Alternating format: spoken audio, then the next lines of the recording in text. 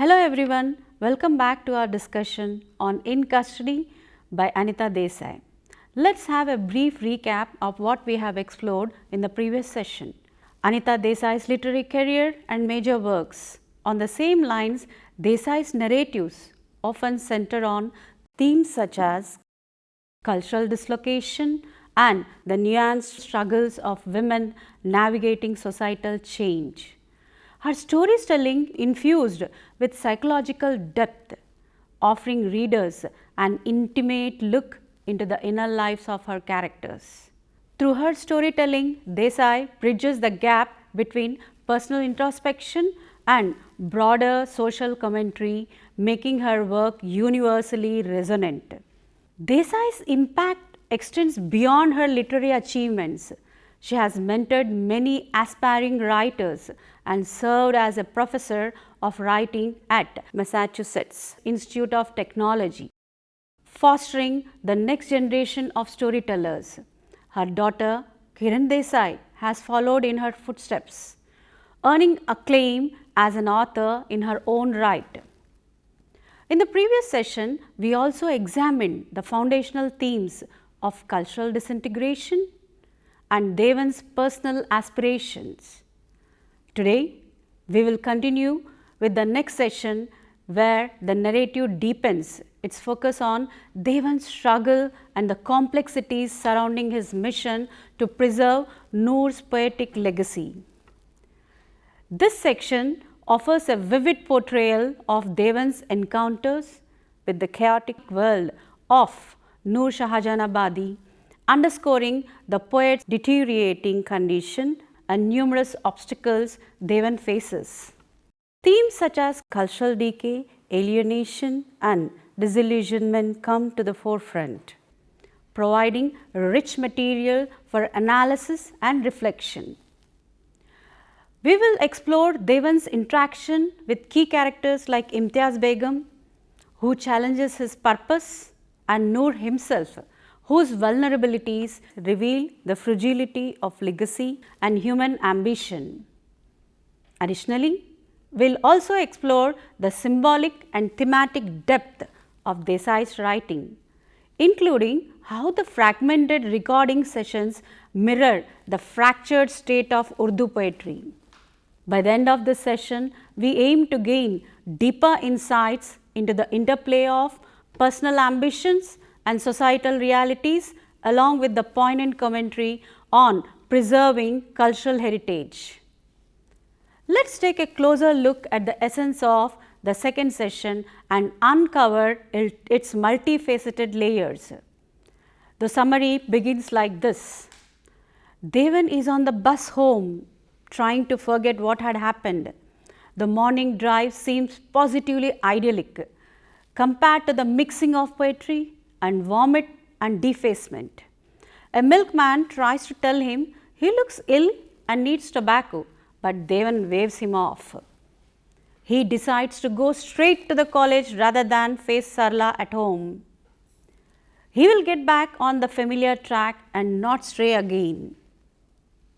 When Devan does get back, Sarla is talking to a neighbor, Mrs. Bhalla, which he does not like. He gets irritated because this lady, the neighbor, sweetly and aggressively tells him he should have let his wife know where he was, which he feels that Mrs. Bhalla tries to intrude into his personal zone and creates a chaos between their family relationship. Devan knows Sarla will be cold to him for many days now, and it all feels so tedious. He rebukes himself for his vainglory in trying to be a part of Noor's world.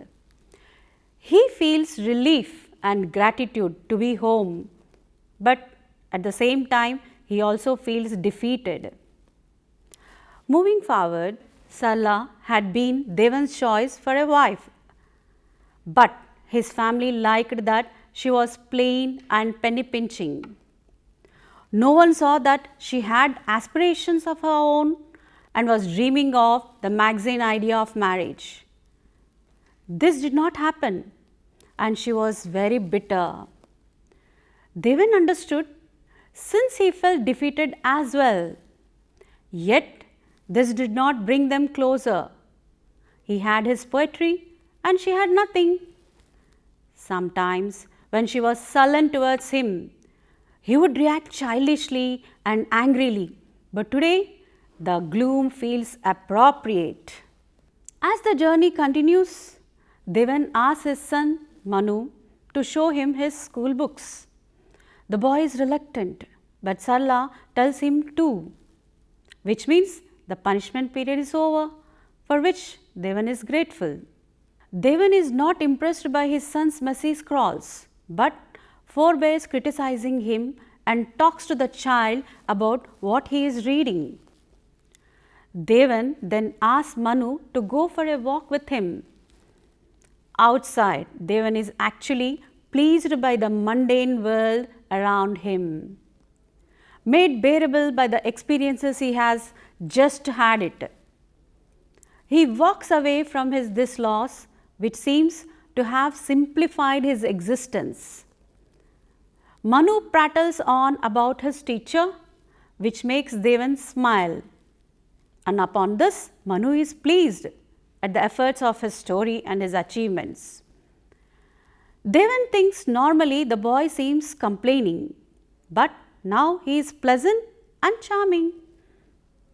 Manu sings a song about a parrot, which Devan learned from his own father. Over time, he has protected memories of his father, who in life always seemed to be apologizing to his wife for being disappointing. Devan knows the feeling. The halcyon moment soon comes to an end. Back at home, Sarla hands him a postcard which he can tell she has read because of her face. It is from Noor, who asks Devan to come back so he can dictate some poems to him. Now, let's try to embark on the next event from another chapter. Devan meets Murad again, expressing frustration over his obligations, stating he agreed only to interview Noor, not to act as a secretary handling trivial tasks like filling ink pots or recording his rants. Murad, annoyed by Devan's reluctance, reminds him of Noor's greatness and conveys Noor's message. He is waiting to start, believing they share a good rapport despite Devan's initial withdrawal. Devan hesitates, expressing his unwillingness to act as Noor's secretary, pointing out that Noor didn't even pay attention to him. Murad reprimands him, asserting that expecting Noor to listen is absurd and criticizing Devan's lack of initiative, warning that others could easily secure the interview for publication. Devan visits Noor once again, stepping into a noisy, crowded courtyard. He hopes for a poetry recitation by Noor, but he is disappointed. When a woman, Imtiaz Begum, who is the second wife of Noor, takes the stage. Dressed extravagantly, she recites a poetry inspired by Noor's work, leaving Devan annoyed and questioning her worth. He feels out of place and frustrated. Noor, tired and frail, asks to be taken to his room. Devan and Ali help him upstairs, where Noor shares his anger and sadness about Imtiaz taking over his life. He accuses her of stealing his spotlight and reveals his bitterness over how his life has turned out. Devan tries to bring the focus back to poetry, but Noor laments the scattered state of his poems. He says he is too old to collect them, but would share them with the right person, someone other than Imtiaz.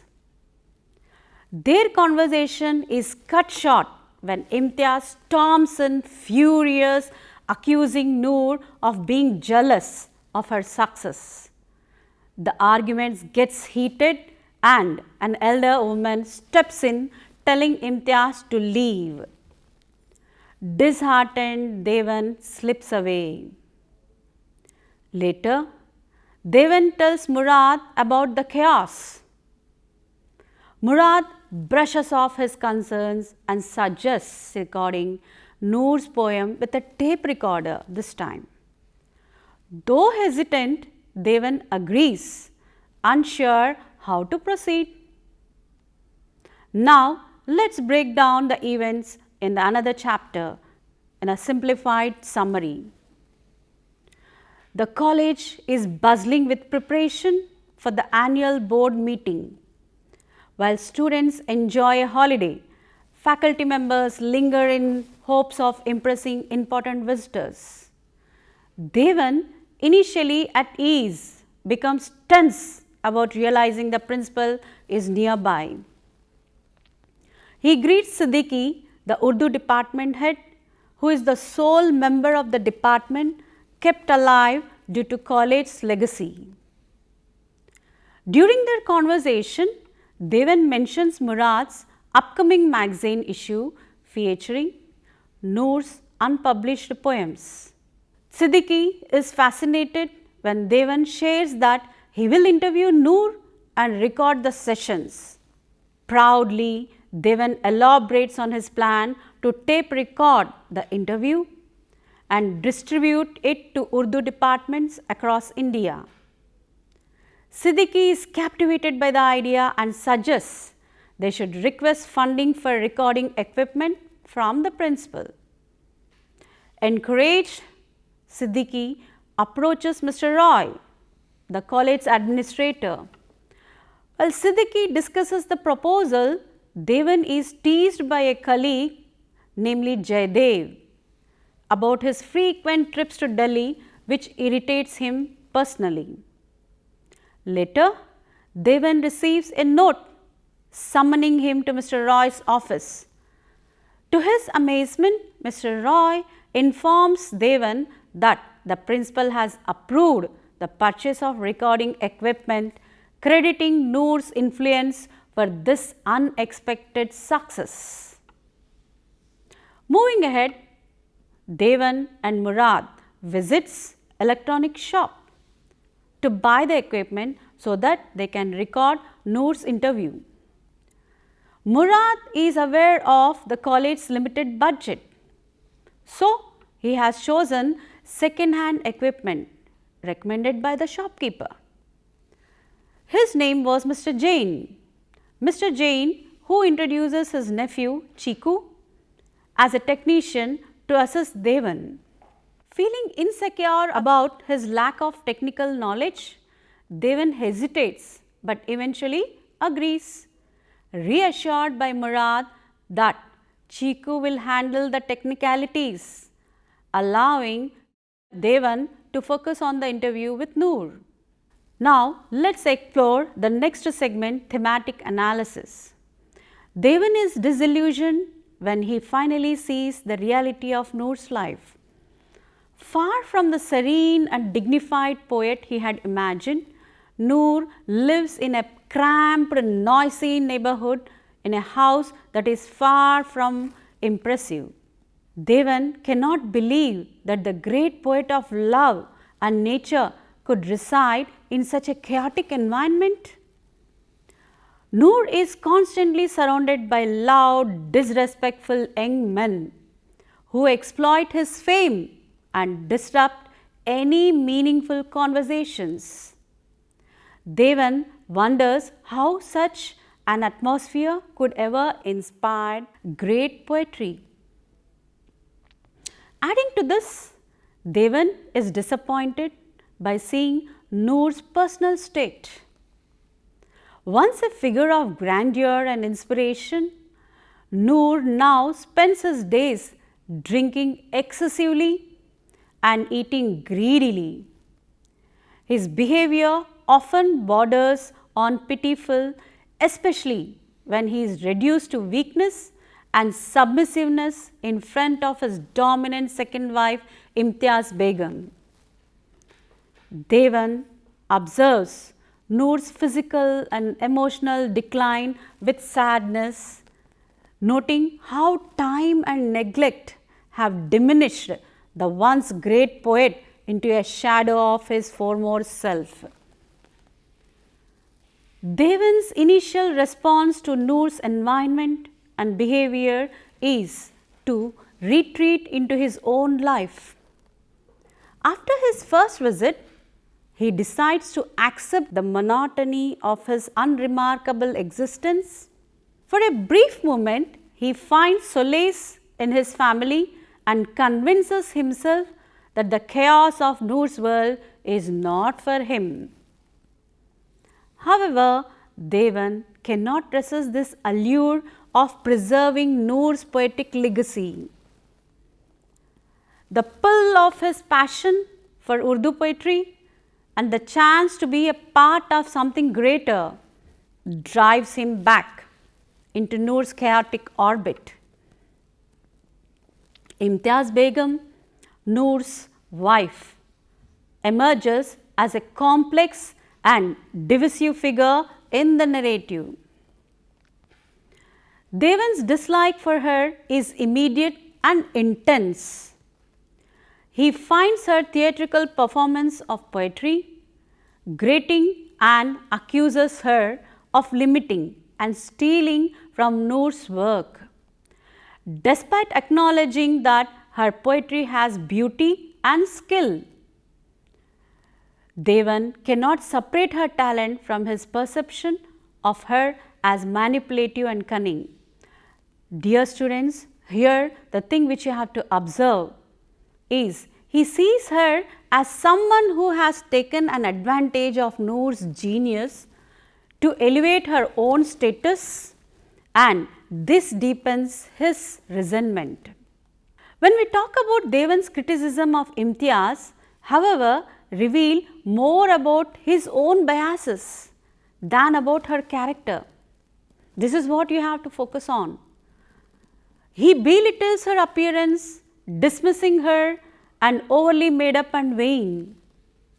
He mocks her background, insinuating that she is no better than a performer or a courtesan. Sometimes he feels threatened by her assertiveness and her ability to command attention, which starkly contrasts with his own timid and hesitant nature.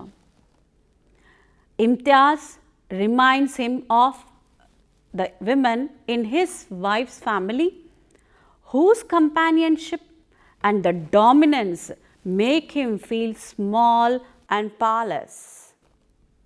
Turning the page to another dimension here, let's try to sum up the themes explored in this session. Cultural decay.